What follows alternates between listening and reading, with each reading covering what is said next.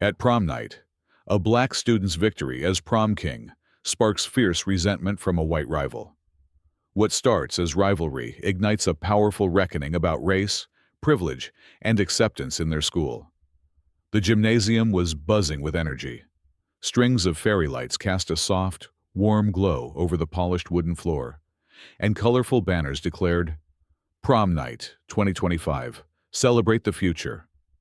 The scent of fresh flowers mingled with perfume and cologne, while the hum of excited chatter and laughter filled every corner. For many students, prom night was a rite of passage, a celebration of friendships, memories, and the promise of what was to come. But beneath the festive atmosphere, there was a current of tension that not everyone could ignore. Marcus Williams stood near the entrance, adjusting his tie with a calm confidence. He had earned his spot here, not just because he was a star athlete or a straight-A student, but because he was well-liked, respected, and known for his leadership both on and off campus. Marcus wasn't just a name on the yearbook. He was a presence, a voice for many. Tonight, he was nominated for Prom King. The announcement would be coming soon, and the buzz around his potential victory was electric. For Marcus, this was more than just a crown. It was a symbol of overcoming every silent doubt and stereotype he had ever faced as a black student in a predominantly white school. Across the room, Tyler Bennett was pacing nervously by the punch table. Tyler came from a well-off family, a legacy student whose family had long influenced the town's social circles. He had been the favorite to win Prom King from the start, a quiet certainty whispered in halls and classrooms. Tyler's clean-cut looks and charm made him popular, but there was a simmering edge of frustration behind his polished smile tonight. He watched Marcus from across the room, the excitement in the crowd swirling like a storm around him. Tyler expected to win. It was his turn. He had planned the perfect prom speech, practiced his handshake, and imagined the cheers that would follow. But something about the night felt different. The energy wasn't entirely on his side. Nearby, friends and classmates mingled in groups. Some whispered encouragement to Marcus. Others offered sympathetic glances to Tyler. The dividing lines were subtle but real. Marcus's supporters saw this as a moment of overdue recognition, a chance for the school to step into the future. Tyler's circle, tight-lipped and tense, whispered about fairness and tradition. As the DJ lowered the music, a hush fell over the crowd. The principal, Mrs. Hawthorne, stepped to the microphone, her voice steady but tinged with nerves. "Good evening, everyone. Thank you for joining us tonight to celebrate this milestone. Now, it's time to announce your prom king and queen. Remember, this night is about unity, joy, and respect for one another." The room darkened slightly as the spotlight focused on the stage. Marcus took a deep breath, his pulse steady, but alive with anticipation. Tyler's jaw tightened.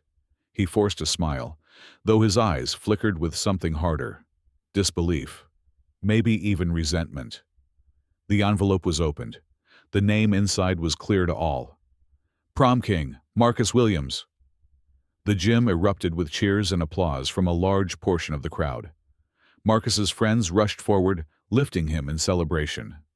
He smiled broadly, waving, his heart swelling with a mix of pride and relief. But on the other side of the room, Tyler's expression hardened. The applause felt distant, as if he were watching from behind a glass wall.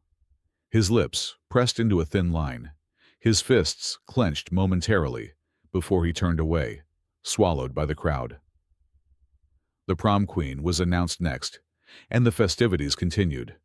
But the moment had already changed everything. Whispers began to ripple through the crowd. "Did you expect that? I thought Tyler had it in the bag." This is going to stir up trouble. The energy in the room shifted from celebration to quiet tension. Marcus moved through the crowd, shaking hands and accepting congratulations, aware of the mixed reactions around him. He could feel eyes watching, some warm, many cold. He caught a few students exchanging uneasy glances, and overheard fragments of conversations that stung with unspoken words. Tyler, meanwhile, found a quiet corner, his mind racing. The loss was more than a disappointment. It felt like a challenge to the status quo, a crack in the social order that had long favored him and his peers. He wasn't ready to accept it. Not without a fight. As the music played on and the night wore deeper into celebration, the undercurrents of rivalry and resentment pulled taut. Friends on both sides whispered warnings and speculations. What started as a moment of joy for Marcus was turning into a test of strength, character, and the difficult conversations the school had long avoided. Prom night had become more than just a dance. It had become a battleground for respect, identity, and the future of a divided community. Marcus looked out across the gym one last time before taking his seat on the stage, crowned and celebrated, but aware that the real challenge was only beginning. The night after prom was a restless one for Marcus. The buzz of excitement still hummed in his ears, but beneath the surface, he sensed the ripples of unease spreading through the school. His phone vibrated with texts, congratulations from friends and teammates, supportive messages from teachers and community members. Yet, amid the warmth, there were subtle signs of division. At school the next morning, the hallways felt different. Some classmates greeted him with genuine smiles, but others glanced away or whispered behind their hands. Marcus was no stranger to the complicated dance of acceptance in a school where he was one of the few black students. But tonight's victory had stirred something deeper. Old prejudices resurfacing, masked behind forced civility. Word had already spread about Tyler's reaction to the prom results. Rumors swirled that Tyler was furious, feeling betrayed by what he called an unfair outcome. Some students whispered about a confrontation brewing between the two boys, and Marcus knew the tension was far from over. At breakfast, Marcus sat with his closest friends, sharing laughs and trying to shake off the heaviness in his chest. Yet, even in their circle, there was talk of the growing divide among students. "You're making history," his friend Jasmine said quietly. "But some people aren't ready for it." Marcus nodded, knowing she was right. This was bigger than prom night. It was about breaking barriers and confronting uncomfortable truths. As classes began, Marcus's thoughts were interrupted by a commotion near the lockers. He turned to see Tyler standing with a group of friends, their eyes locked on him with a mix of anger and disbelief. Tyler's face was tight, jaw clenched, and when their eyes met, Marcus saw the challenge unspoken but clear. Later, in the cafeteria, the atmosphere was charged. Whispers followed Marcus as he walked to his usual table. Students who once smiled now barely nodded. Some stared openly, their expressions hard to read. He felt the weight of unseen judgments pressing down. Then, it happened.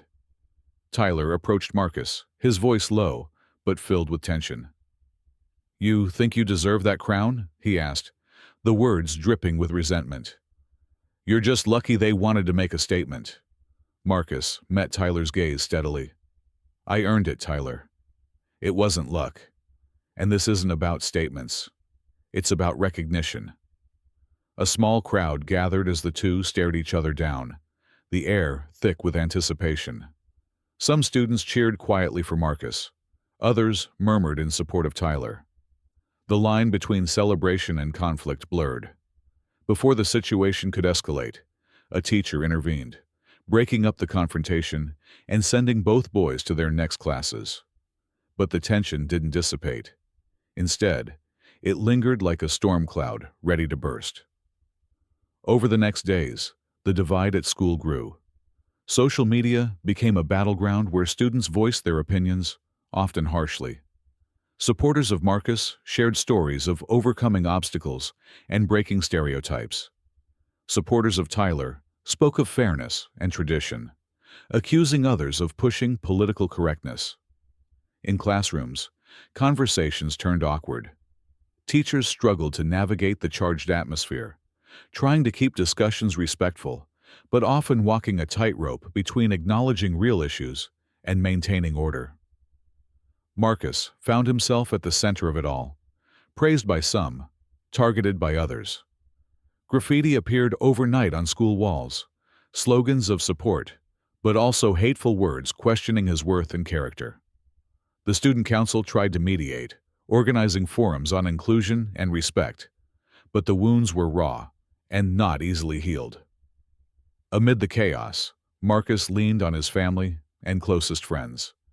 His mother reminded him to hold on to his integrity. "Let them talk," she said. "You know who you are." His coach offered words of encouragement. "This is bigger than the game, Marcus. You're a leader now. Use that strength." But strength was tested when Tyler confronted Marcus again during a school assembly. The tension exploded into a heated verbal altercation, witnessed by hundreds. Tyler accused Marcus of tearing the school apart, while Marcus stood firm, demanding respect and understanding. The confrontation left the school divided, forcing administrators to step in with disciplinary actions and community meetings. Despite the challenges, Marcus's resolve hardened.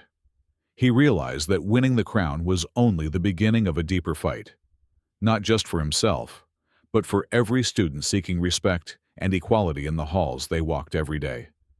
The days after the school assembly felt like walking through a storm. Marcus woke each morning with a knot tightening in his stomach, knowing that every step through the hallways was met with a mix of stares, whispers, and sometimes outright hostility. The weight of being the prom king, a symbol of triumph to some, a source of resentment to others, pressured him like never before. At first, Marcus tried to keep a low profile, focusing on his schoolwork and basketball practice.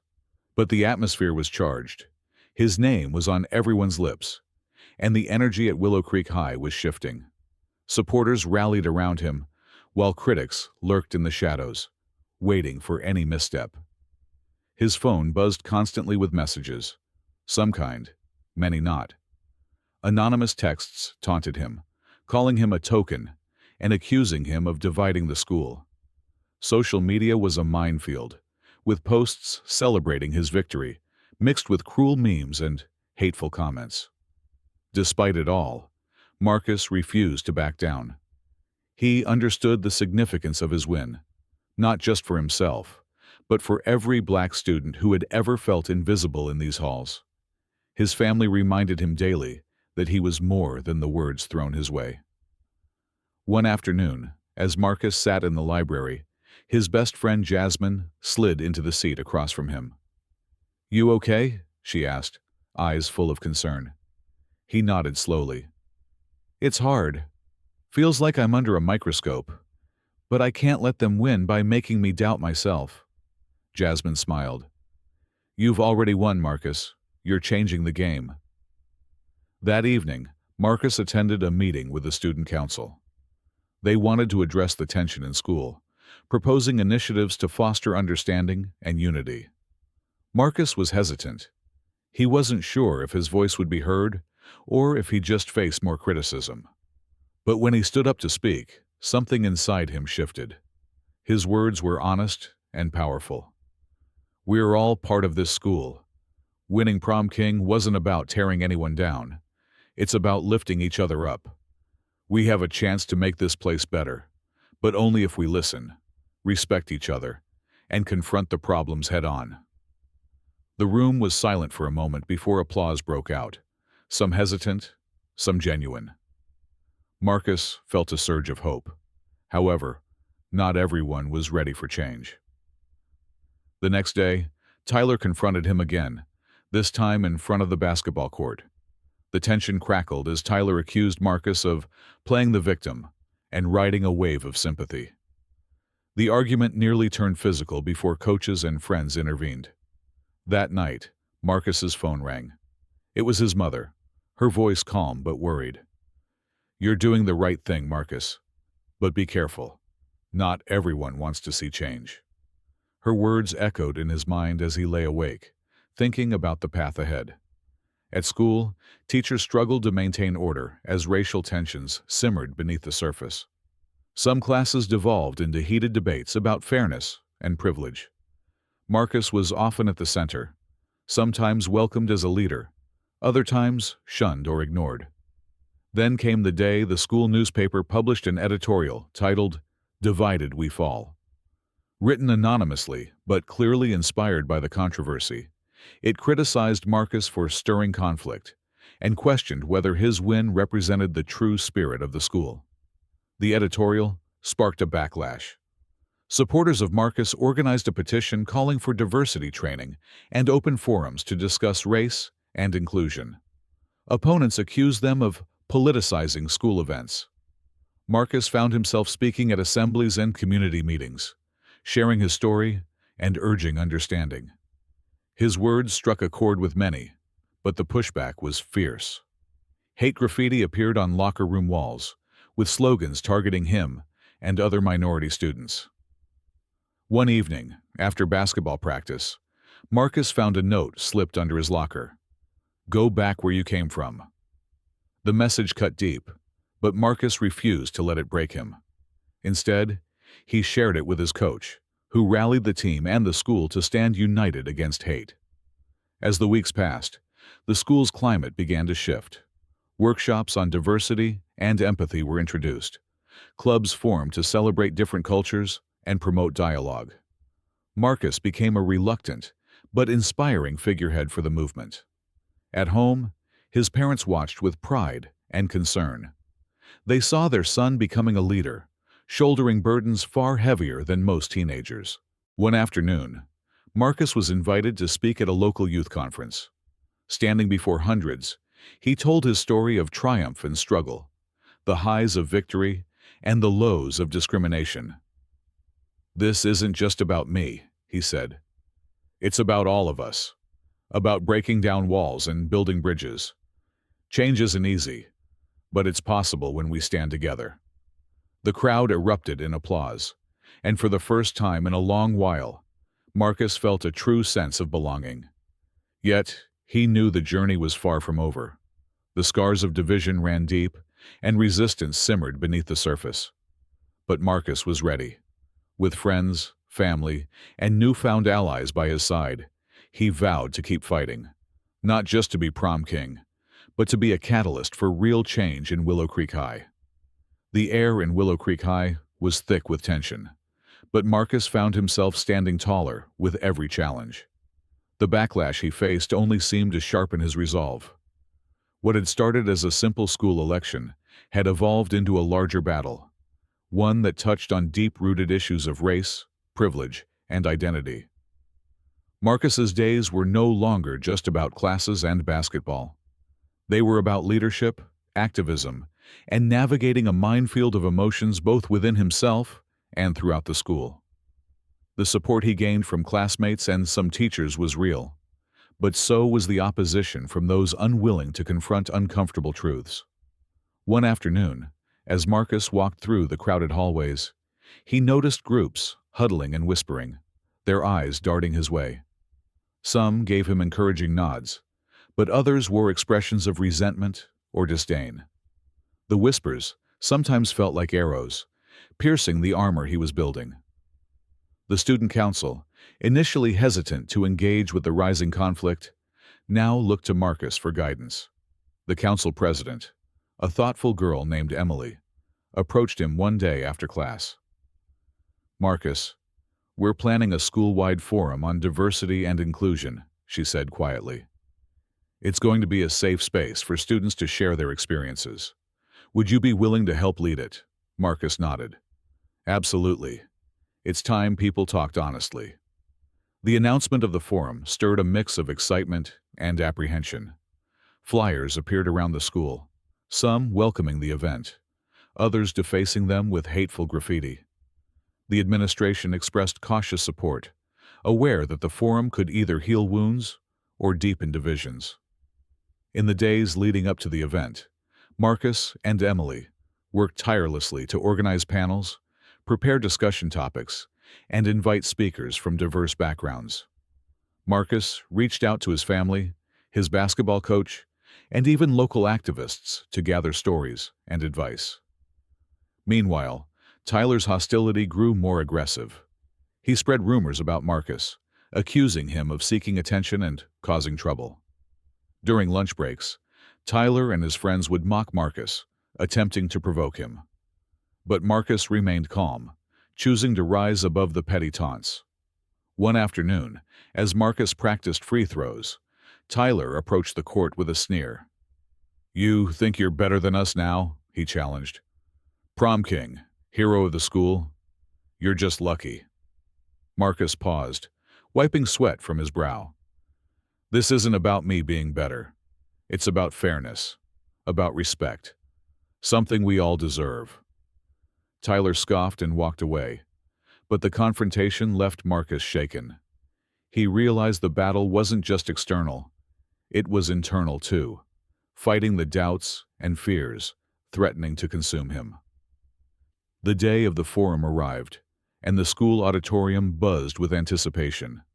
Chairs filled quickly with students, teachers, and even some parents. The walls were decorated with posters promoting unity, empathy, and courage. Emily opened the event with a heartfelt speech, acknowledging the pain and challenges the school faced. Then Marcus took the stage, his voice steady but charged with emotion. "I'm not here to divide us," he began. "I'm here to bring us together, to say that every student in this school deserves to be seen, heard, and valued. Our differences should be a source of strength, not conflict." As students shared their stories, the room filled with a mix of tears, laughter, and moments of uncomfortable truth. Black students spoke of feeling invisible or stereotyped. White students admitted ignorance and fear. Teachers reflected on their own biases and the need for change. The forum was raw and honest, a turning point for many. But not everyone was ready to listen. Outside, a small group protested, waving signs demanding no special treatment and keep traditions alive. Despite the protests, the event was a success. It opened doors for dialogue and set the stage for future initiatives. Marcus's leadership was recognized, but he remained humble, knowing the work was just beginning. After the forum, a coalition of students formed, calling themselves the Bridge Builders. They aimed to continue conversations, organize events, and foster a culture of inclusion. Marcus was elected their spokesperson, but the opposition lingered. One night, after a late meeting, Marcus found his locker vandalized with slurs and threats. The school security took the incident seriously, launching an investigation. Support poured in from students and staff alike, but the message was clear. Hatred still thrived beneath the surface. The incident fueled Marcus's determination. He began working with school counselors to provide support for affected students and collaborated with the principal to implement anti-bullying policies specifically addressing racial harassment. At home, Marcus leaned on his family for strength. His parents encouraged him to take care of himself, reminding him that his worth wasn't defined by others' opinions. His little sister looked up to him with wide eyes, inspired by his courage. As the school year progressed, Marcus balanced activism with academics and basketball. He faced challenges, but also found moments of joy. Friendships blossomed, and the school community slowly started to shift. One afternoon, during a basketball game, the crowd erupted in cheers as Marcus scored the winning basket. Among the applause were students from all backgrounds, celebrating not just the game, but the progress they'd made together. Marcus knew the road ahead would be long and difficult, but he also knew that change was possible. With each step, he was breaking down walls and building bridges, not just for himself, but for every student who dreamed of a school where they truly belonged. The night of the prom arrived with an electric energy that filled the halls of Willow Creek High. For months, students had talked, planned, and anticipated this event, a night meant to celebrate youth, friendship, and hope. But beneath the glittering decorations and upbeat music, tension simmered like a slow-burning fuse. Marcus stood in the crowded gymnasium, dressed sharply in a tailored suit, his eyes scanning the sea of faces.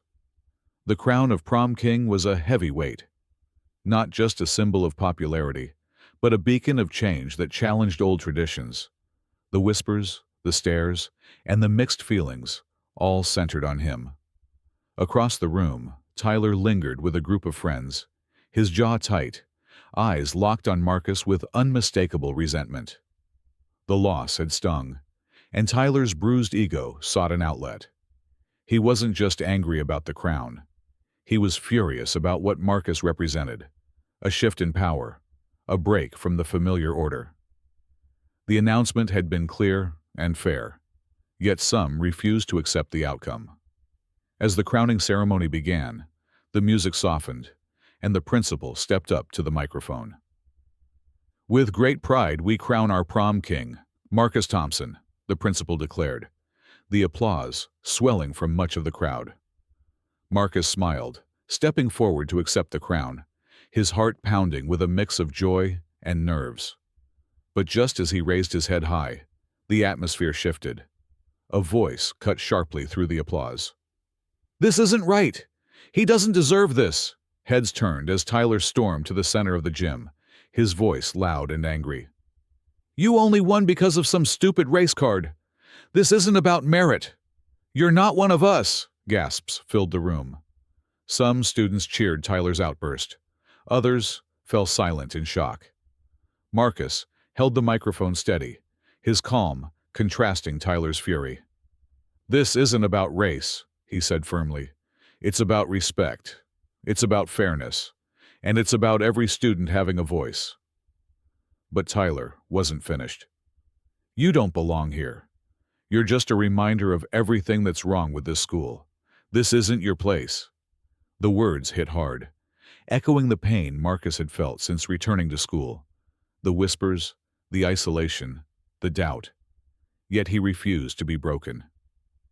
"Maybe I don't fit the old mold," Marcus said, his voice rising with conviction. "But I fit the future. A future where everyone is seen, where everyone matters, not just the ones who look like you." The gym erupted in a mix of cheers and boos. The school was split, some shouting support for Marcus, others rallying behind Tyler's anger. The principal quickly stepped in, trying to restore order. "This is a celebration, not a battlefield," she said firmly. "We will not tolerate hate or disrespect here."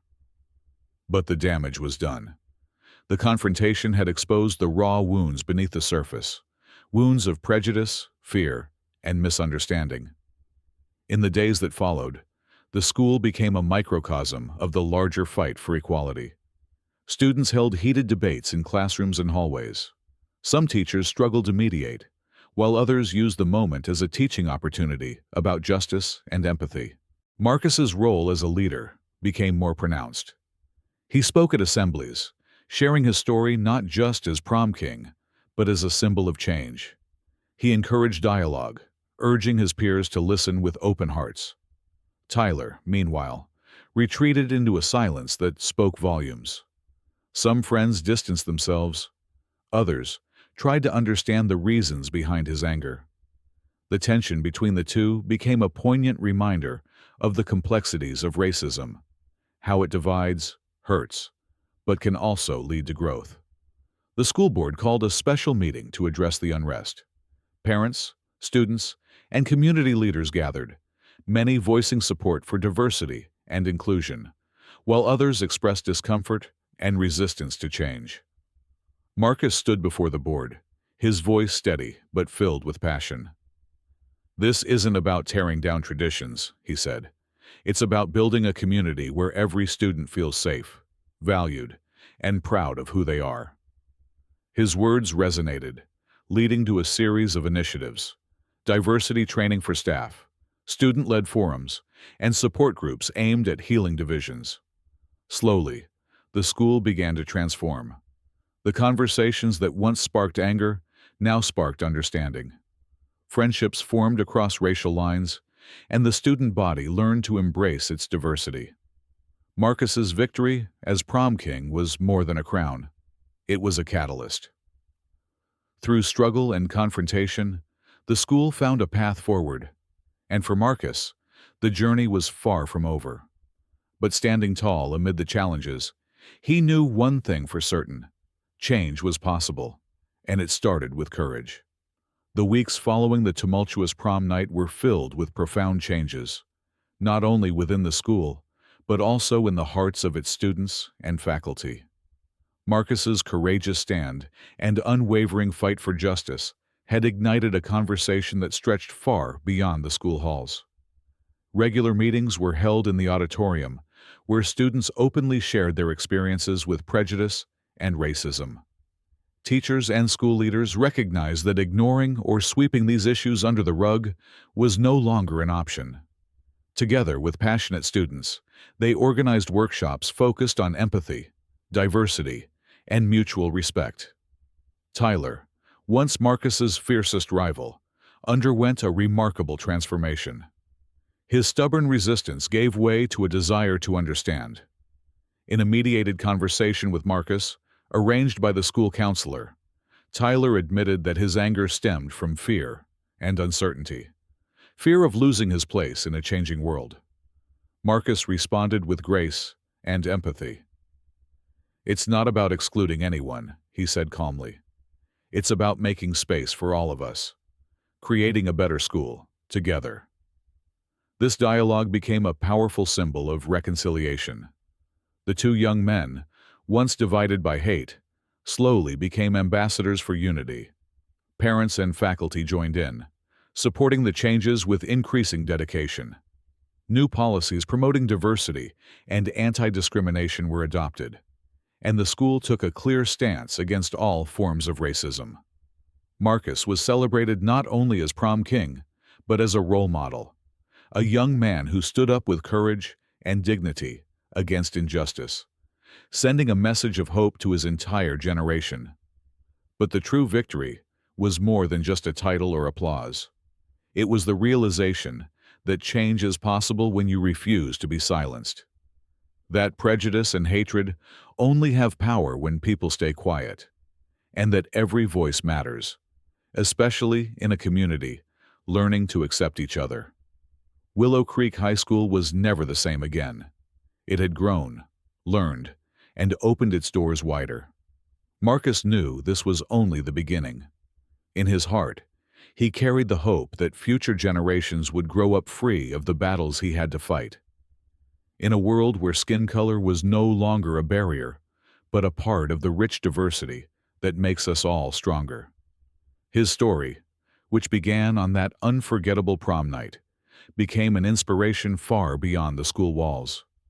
It showed that even in the darkest moments, light can emerge, if you have the courage to stand up for what's right. And as the last notes of the prom faded and the school lights dimmed, Marcus knew he had worn more than just a crown. He had embraced a responsibility he proudly accepted, to help make the world a better place. Because in the end, it's not about who wins the title. It's about who finds the courage to raise their voice and fight for justice.